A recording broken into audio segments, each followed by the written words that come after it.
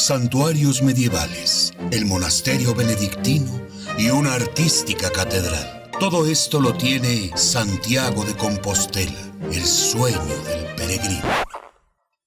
Sin duda una inspiración fascinante. Nosotros también somos Santiago, Santiago de Querétaro. Nuestra ciudad te maravillará con su acervo cultural, majestuosa arquitectura y el legado que la hacen patrimonio. Todo esto en la ruta El Sereno. Descubrirás templos, claustros y conventos, retablos asombrosos, museos únicos, una capilla de indios y una catedral, celdas y cementerios, librerías y registros históricos. Aquí vivirás retiros, peregrinaciones, procesiones y, por supuesto, fiestas populares. Bueno, pero en Querétaro no tienen la tarta de Santiago. Pero tenemos pan, rompope, tamales, dulces y buñuelos. Claro, los dos somos Santiagos, pero yo quiero Querétaro. Pues mira, creo que el tema de creatividad tiene muchas vertientes, ¿no? O sea, se puede definir de muchas formas. Yo creo que si me preguntas así a bote pronto cómo me sentí, digamos, ingenioso, si lo quieres ver así de esa forma, pues fue en las épocas de la escuela, ¿no? En la primaria, cuando te metes en problemas con los maestros por una u otra cosa. Yo me acuerdo que tenía un viaje con mi familia, con mis papás, un viernes. Pues obviamente las calificaciones estaban nada bien. Y ese viernes imprimían calificaciones, eran de las primeras veces que empezaban a imprimir las calificaciones en una hojita. Ahora las mandan por mail, yo creo, pero en aquel entonces, pues primero las llenaba la maestra y ahí no había nada que hacer. Y la otra era impresa y te las llevabas a tu papá, tú en la mano, ¿no? Pero la tenías que traer firmada. Y esto, perdón, era un jueves y yo me iba el viernes. Entonces, pues, ¿cómo le hacemos? No quiero que impriman las calificaciones. Y la red en aquel entonces se conectaba con un cable coaxial, no era ahora que parecen los conectores de Ethernet, que son como de teléfono, pero más gruesos. Era un cable coaxial y en las puntas tenía un terminador, que era haz de cuenta que llegaba la última computadora y de ahí se conectaba una capucha y si no había terminador, no se conectaban las computadoras. Entonces, pues, ¿cómo le hacemos? Oye, pues vamos a desconectar el terminador y ya no pueden imprimir porque se va a caer la red. Pero había unas ventanas en la oficina que estaban cerradas, pero eran plegadizas, o sea, si te daba calor le abrías y se levantaban y estaba ahí el último servidor o el último nodo de la red. Entonces, pues, a ver, vamos a descomponer el clima y pues descompusimos el clima, ¿no? Fuimos y le bajamos al máster, ahí al switch, y pues abrieron una ventanita, ¿verdad? Y entonces, pues, desaparecimos el terminador. De hecho, se tardaron como 3 semanas en arreglarlo. Y pues no hubo impresión de calificaciones, aunque realmente, si ves el tema de creatividad, para mí es la capacidad de resolución de problemas eficiente. Entonces, aplicado a ese ingenio, si lo quieres ver de esa forma, pues como que no funcionó porque eventualmente llegó el trancazo, ¿no? Y pues sí, yo creo que fue la primera vez que dije, oye, pues hay formas alternas de solucionar problemas, ¿no? No todo tiene que ser por la línea. Claro. Obviamente, quizás hay mil ejemplos más, pero es el primero que se me viene a la mente. ¿Y tus compañeros o tus familiares notaban esa capacidad en ti? O sea, ¿era algo que destacaran cuando eras chico? Pues yo creo que sí, yo siempre fui un tema, o sea, a mí siempre me encantaba la parte técnica, la ciencia, el arte me volaba la cabeza, o sea, como que fue una intersección rara porque no fue completamente artístico ni completamente científico o ingenieril, sino una mezcolanza de las dos. Y siempre me encantó esa intersección de la tecnología con el arte.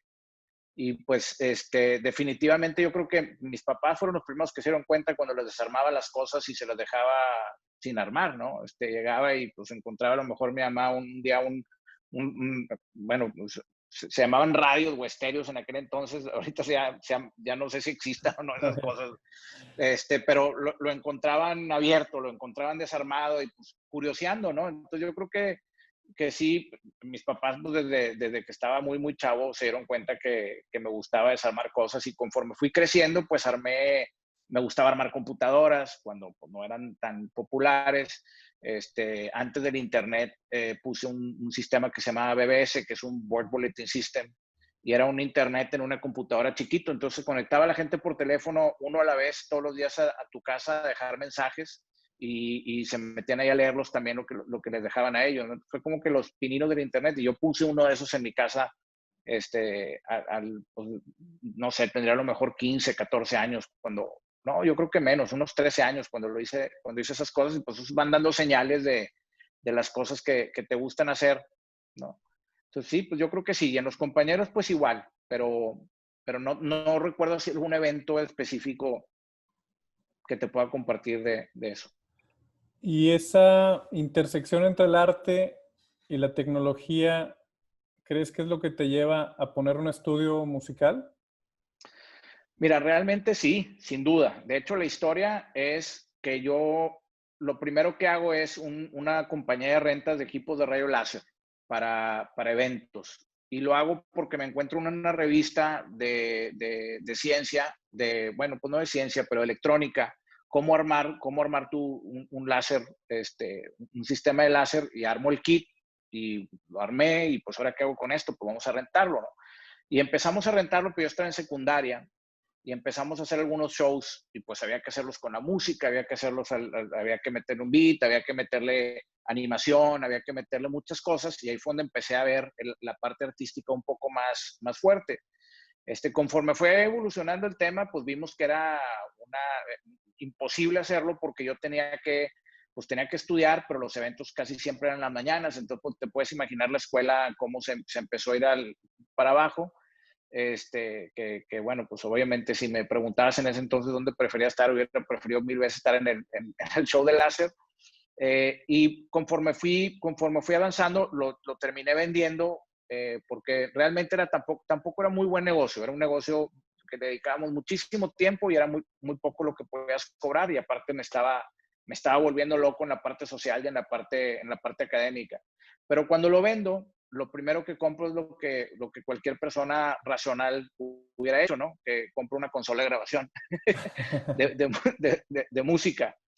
Y lo que hago es que pongo mi estudio de grabación, un estudio de grabación muy sencillito, con una consola me acuerdo que eran, no sé si eran 12 o 16 canales. Y pues, ¿qué ahora qué hago con la consola? Pues vamos a empezar a grabar, y empezamos a grabar cosas. Y yo a muy temprana edad me di cuenta que lo mío no era tocar, ni cantar. Entonces no me dio por el lado musical, aunque sí me gustaba, pero pues no era mi habilidad. Pero la parte técnica y la parte del oído y la parte musical me encantaba, porque también paralelo a esto, pues empecé a tocar de DJ. Entonces, cuando no eran famosos, cuando estaban ahí arrumbados arriba de una cabina, y también le agarré un gusto como por buscar que los demás se entretengan con una selección de lo que tú haces, ¿no? Entonces, pues empieza a hacer una intersección de cosas, y empiezo a grabar grupos que quieren grabar sus demos, y dentro de esos grupos sale el primer grupo que es Panda. Somos, no te va a gustar, pero está en el un chavo que nos ayudaba ahí a buscar grupos que le dicen el Maracas. Entonces llegaba con un cassette. Me dice, coach, tenemos que grabar esto. Entonces, a la hora que lo escucho, le digo, no, ¿sabes qué, Maracas? Esto lo vamos a firmar, vamos a poner una disquera. Yo ya traía ese ratoncito jalando atrás de mi cabeza, y pues obviamente no teníamos ni idea dónde nos estábamos metiendo, ¿no? Porque no existían las disqueras independientes, no había YouTube, no había Spotify, entonces había que comulgar con la industria tradicional, radio, tele, MTV. Había que hacer videos pues muy costosos, porque no había cámaras digitales, tenías que todo hacerlo en cine, si querías entrar a alguno de esos canales. Y pues obviamente era una industria como cualquier otra industria madura, una industria muy, muy complicada de entrar. Y bueno, ahí fue donde ya la creatividad empieza a convertirse en un tema de supervivencia. Claro. Esa es la evolución prácticamente. Entonces, en ese momento ya, como bien lo dices, tu creatividad se convierte en un tema de competencia profesional, y ya no es un tema como de exploración personal o de curiosidad, sino una herramienta de trabajo, ¿no? Platícanos un poco cuando se convierte en eso.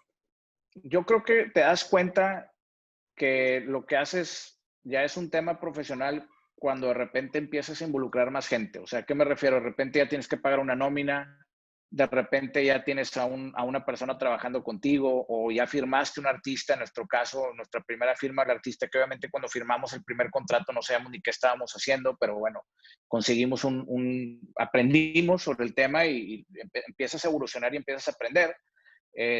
Pero he visto creatividad en muchos frentes, no nada más en la parte artística. He visto creatividad en la parte de finanzas, he visto creatividad en la parte de negocios, he visto creatividad en muchos frentes. Y en una industria como es la industria del entretenimiento, la industria de la música, ver la convergencia de todas estas cosas en un solo lugar, ¿no?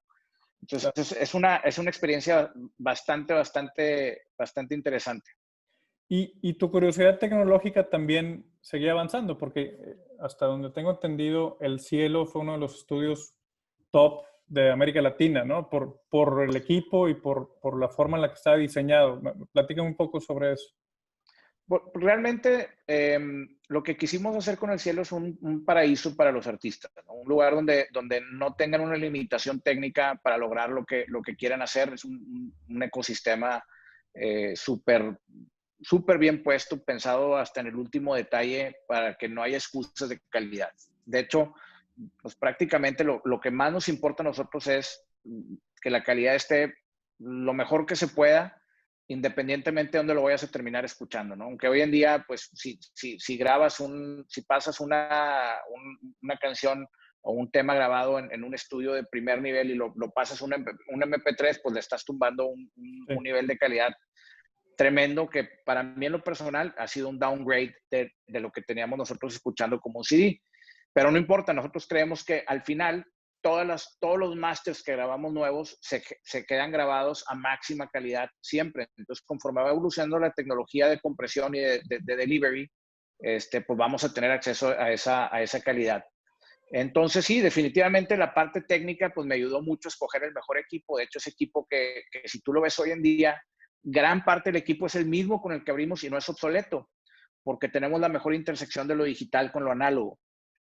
O lo analógico, que lo que nos deja es tener la calidez analógica, que nuestro oído es análogo, no es un instrumento digital, y bueno, las mejores herramientas digitales. Y esa mezcla o ese maridaje de las dos cosas hace que tengas una calidad impresionante en lo que haces. Entonces, desde el principio, técnicamente se buscó tener lo mejor, y pues sin duda el conocimiento tecnológico es algo que te ayuda mucho a poder determinar cuál es el mejor equipo, ¿verdad?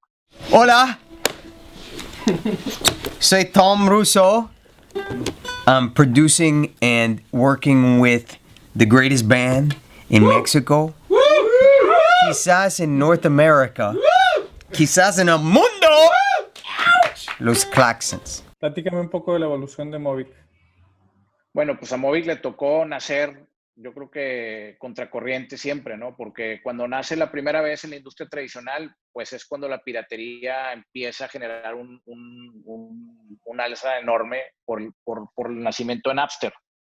Sí. En un principio creíamos que era algo bueno porque, bueno, nos damos a conocer más fácil, pero realmente sí se acaba el ingreso que puede tener un artista o que puede tener una producción pues muy bien hecha, y sí nos puso a replantear muchas cosas. Y ahí fue parte donde tienes que aplicar la creatividad para ver cómo te vas reinventando y cómo te vas transformando, ¿no? A nosotros nos tocó ser muy pequeños en aquel entonces y no tener, a lo mejor éramos 3 o 4, y era muy fácil dejar, porque era muy fácil cerrar. No teníamos mucho compromiso, no teníamos mucha historia. Más sin embargo, pues lo que nos necesitan decir a nosotros en Movic es no se puede, para que realmente digamos, a ver, cómo chingados que no se puede. Yo les voy a decir cómo sí, ¿verdad? Sí. Y eso ha sido la historia de Movic. Realmente somos una empresa que está integrada de personas que contribuyen todos los días en este quehacer, tratando siempre de hecho, el eslogan de la empresa es crear experiencias memorables que inspiran. Entonces, nosotros lo que queremos es cambiar el mundo así. No lo cambiamos necesariamente de forma directa, pero nosotros buscamos que una persona que vaya a ver un concierto que producimos nosotros salga inspirada a cambiar el mundo. O una persona que vea algo del contenido que hacemos se inspire a cambiar el mundo. Y eso lleva muchas connotaciones, desde el tipo de artistas que firmamos y el tipo de material que lanzamos hasta hasta cómo lo hacemos, ¿no? Entonces, pues siempre buscamos hacer un alto impacto en todo lo que lleva. Y en un principio nunca fue la excepción, ¿no? Desde el primer momento que llegamos con un video, que nos invertimos todo el dinero que teníamos en filmarlo, de hecho lo filmamos en 35 milímetros, tú conoces de ese tema al 100%, y más en una época donde había que hacer rank y había que hacer revelado, y había que hacer revelado, rank, y había que hacer pues edición, y era un rollo digitalizar y meterlo al sistema no lineal, no era como es hoy. Claro. Y ahí nos metimos toda la lana, y a la hora que llegamos a MTV con nuestro máster que era en aquel entonces un Betacam, con un Betacam, pues nos dice MTV, oye, pues qué pena, pero no tocamos música independiente. Entonces, por más bien hecho que estaba el video, por todo, pues nos topamos con las realidades de la vida, que no todo siempre es como tú crees que es. Claro. Nosotros creíamos que conocíamos a Beto Serna, en paz descanse, que era el dueño de Saharis, de las tiendas de discos Saharis.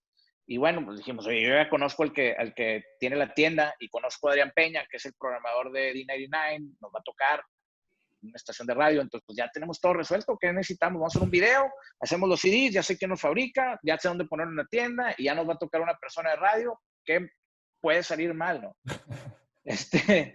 Y pues te das cuenta que todo salió mal. Claro. Si me preguntas cuántos discos vendimos, ¿cuántos discos crees que pudimos haber vendido en ese lanzamiento? ¿De Panda? De Panda, el primer lanzamiento, el de Buen Día. De 10,000. Vendimos, yo creo que no más de 50 discos en el lanzamiento del primer disco de Panda, en el primer año a lo mejor. Y te puedo garantizar que esos 50, 20 fue mi mamá que fue a comprarlos, y los otros 25, 30 fueron de los papás de los Panda y de amigos de los Panda, con tal de hacernos sentir mal, ¿verdad? Y ahí fue donde nos topamos con la realidad de decir, oye, pues esto es más grande, este problema es más grande de lo que pensábamos que era, ¿no? Entonces, ¿qué hay que hacer? Pues hay que ver cómo vamos a conocer al artista. ¿Qué hay? Pues está la gente y está el artista, cómo los conectamos, ¿no? Y eso es lo difícil de los problemas. Lo difícil de la creatividad no es necesariamente plantear el problema, sino hacer las preguntas correctas. Entonces, Claro. la pregunta cero que te lleva a decir, bueno, ¿cómo conecto al artista con la gente? Todo lo demás que está en medio, haz de cuenta que no existe.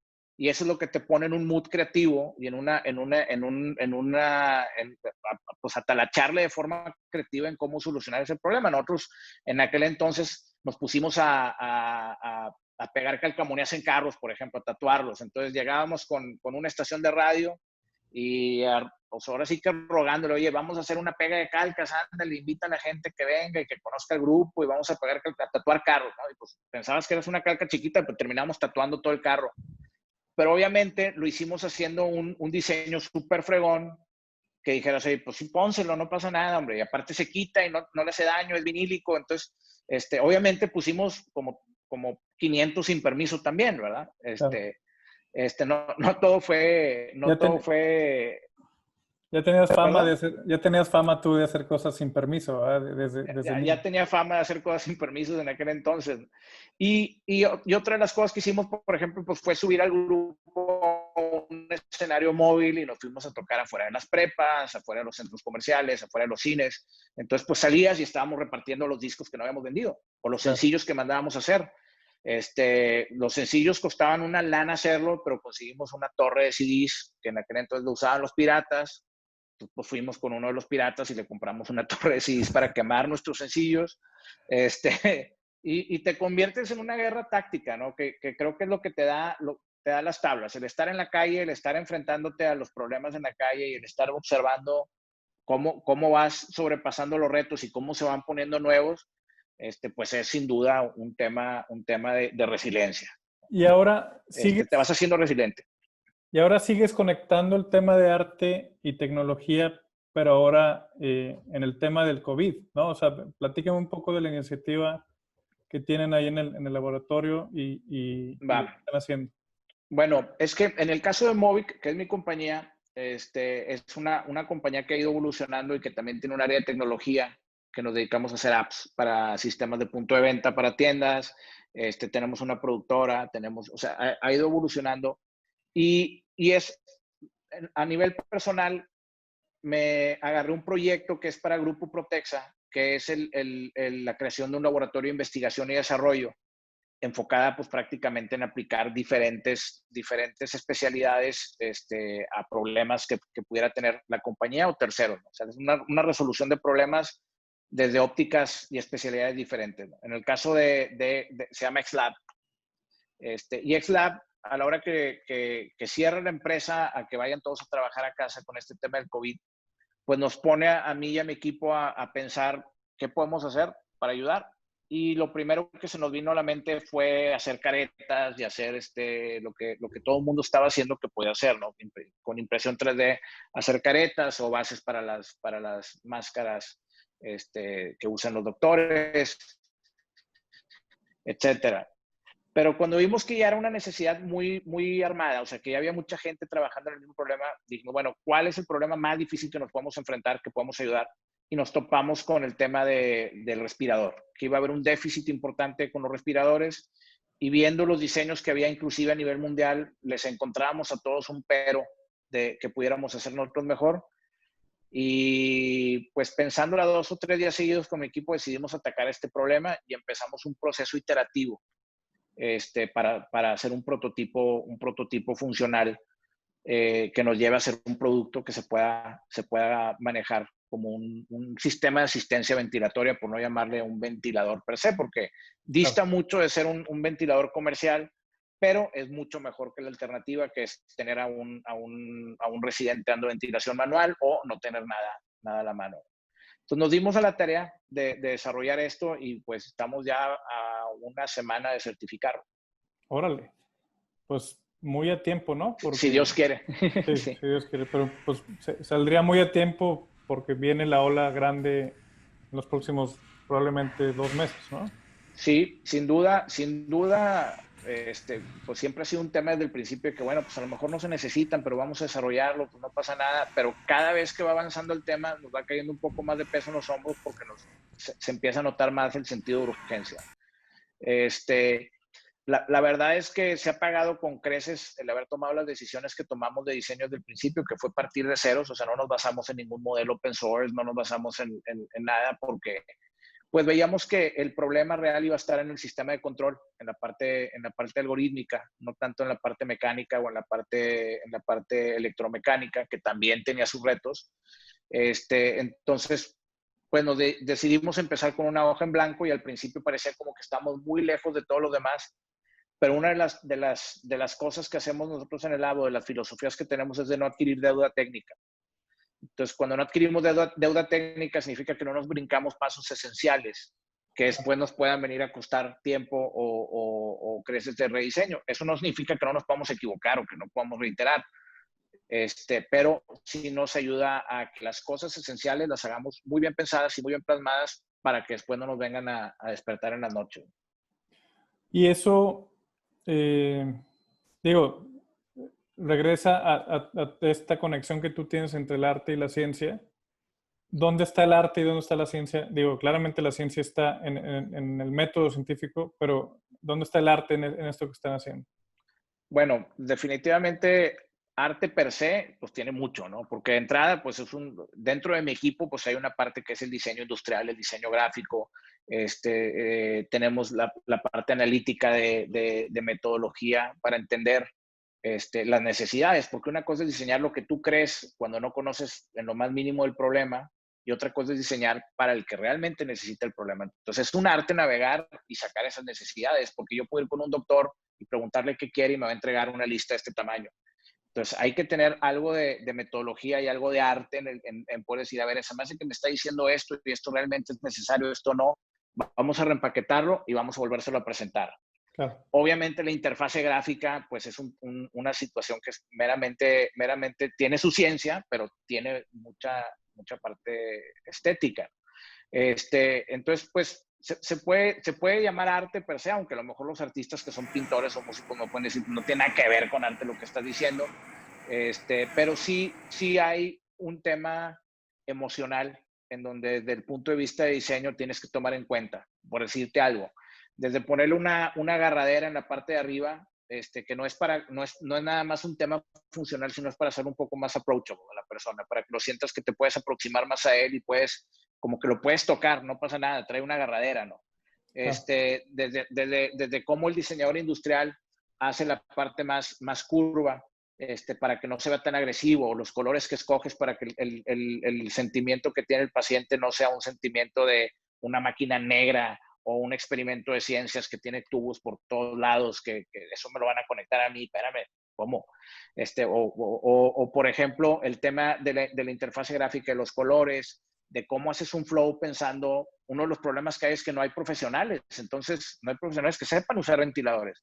Entonces es bueno a ver cómo ayuda a que no puedas causar daño al paciente y cómo ayuda a que sea un flujo en donde con las preguntas mínimas indispensables puedas llegar a una ventilación segura. Y si estás capacitado, ¿cómo puedo accesar esas funciones más avanzadas para poder determinar parámetros más cuadrados, ¿no? más específicos? Entonces, pues parte todo de un cuestionario de tamaño, por ejemplo. Entonces, te pone un dibujo de la persona, te mando los screenshots para que lo veas, te pone un dibujo de la persona, te pide las medidas y en base a eso utiliza tablas de parámetros conocidos para poner el ventilador en un modo de asistencia default, donde no causas daño, pero ya estás dando ventilación. Otras cosas que tienes que considerar que normalmente no están consideradas es el tema, por ejemplo, de la funcionalidad. O sea, si te ponen en un cuarto muy caliente, ¿cómo sé que no estoy dañando el motor o cómo sé que no estoy dañando el driver? Entonces, pues es entender dónde va a estar puesto el ventilador, cómo voy a supervisar esas temperaturas. Entonces, desde el primer diseño, nosotros tenemos, por ejemplo, sensores de temperatura en los drivers del motor y en el motor. Tenemos sensores de corriente en el driver del motor para saber que no estamos demandando más corriente, que significa que el motor se está atorando. Entonces, todo ese tipo de cosas que cuestan más trabajo al principio, pero al final, a la hora de la certificación, pues se pagan con creces. Ahorita que estamos ya en los procesos de precertificación, pues vemos que todo el tema de control que nos tomó a lo mejor la parte, nada más para mantener al motor a una velocidad constante dando vueltas, independientemente de la carga que le pongas a la flecha, nos tomó a lo mejor pues, un par de semanas dedicadas 100% a eso y parecía que no estábamos avanzando, pero ahora que vamos y que nos ponen una prueba con un pulmón enfermo, por ejemplo, que es un simulador, para no asustar a la raza, pero con un simulador de un pulmón enfermo, pues ves que el motor compensa perfectamente bien la resistencia que va teniendo el pulmón. Entonces, todo ese tipo de detalles son cosas que vas aprendiendo con el tiempo en un proceso iterativo y yo, al menos, pues lo considero sin lugar a duda arte, ¿no? Claro, pues mira. Sin mencionar que llevas un manual y que llevas un logotipo totalmente. Y que lleva identidad y que tiene la parte de capacitación con video y demás, ¿no? Pues te deseo mucho más éxito con esto que con el primer disco de Panda. Mira, yo esperaría que no se ocupara, aunque te tengo que decir que estamos pensando que entendemos la responsabilidad que tenemos del otro lado. Cuando te dicen que hay vidas humanas, pues sí es un tema serio, no es un tema que tomamos a la ligera, pero estamos seguros que estamos haciendo algo que si se llegaran a ocupar va a ser algo seguro y va a ser algo que va a ayudar y que puede ser mucho mejor que no tener nada o que tener inclusive un equipo viejo o inclusive mejor que tener a un estudiante de medicina o a un enfermero o a una enfermera dando ventilación manual, exponiéndose al virus él mismo. Y pues obviamente no es lo mismo el feeling de las manos que los sensores de flujo, los sensores de presión, los sensores de oxígeno, etcétera, que te hacen una mezcla mucho más certera que lo que puedes hacer a mano. Sálganse de su zona de confort, busca inspiración en lugares que no sean tu ecosistema natural. Y si realmente te enfocas en ser lo mejor que puedas hacer en tu especialidad, vas a brillar, porque vivimos en un país en donde la especialidad, la dedicación y la atención a detalle brilla, porque no hay mucho de eso. Y es una oportunidad para cualquier profesional de cualquier industria, ya sea creativo o sea científico, que insisto que todos son creativos al final de la película. Es una gran oportunidad para brillar, pero sí tienes que ser el mejor en lo que haces, tienes que buscar siempre estar aprendiendo y enfrentarte a la calle. Las redes sociales son parte de darte a conocer, pero no son lo que te forma y no son lo que te hacen. Tienes que construir cosas físicas, tienes que salir a la calle a entregarlas y tienes que ver la cara de tus clientes, tienes que ver cómo funcionan, tienes que ver cómo lo escuchan, tienes que ver cómo lo ven. Tienes que hacer calle. Y eso es lo que hace la diferencia de alguien que puede aprender de su trayectoria y que puede ser resiliente en el tiempo.